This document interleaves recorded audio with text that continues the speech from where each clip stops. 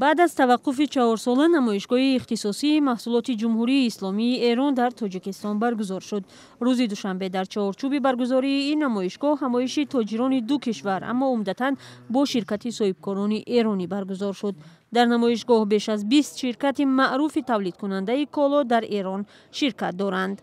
با توجه به اینکه در این 4 سال گذشته حجم مبادلات کاهش داشته، ما امیدواریم که با این نمایشگاه مجددا ما بتونیم در حقیقت تراز تجاری بین دو کشور رو توسط این نمایشگاه افزایش بدیم.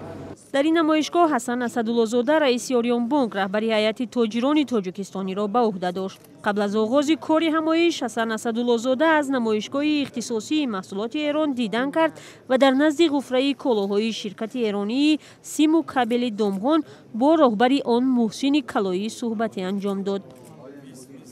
مثلا در کل تاجیکستان حداکثر 1-2 تا کارخانه کابلسازی است، ولی در ایران مقدار خیلی زیادی کارخانه وجود داره که میتونه در واقع نیازهای اینجا رو به نحو احسن تامین بکنه و ما میتونیم ازشون آلومینیوم بگیریم، به جاش مس بدیم، به این نحو میتونیم با هم دیگه همکاری داشته باشیم.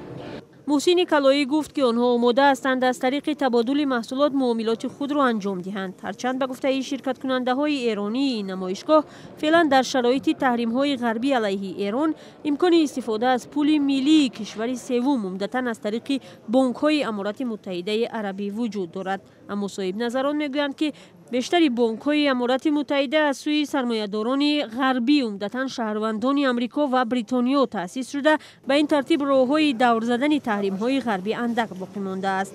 قبلا مقامات دو کشور خبر داده بودند که در 7 ماه سال 2019 دو کشور به مبلغ 36.2 میلیون دلار تبادل محصولات کردند. اما این رقم در سال 2013 تا زمان سردی مناسبت ها برابر 295 میلیون دلار بوده است.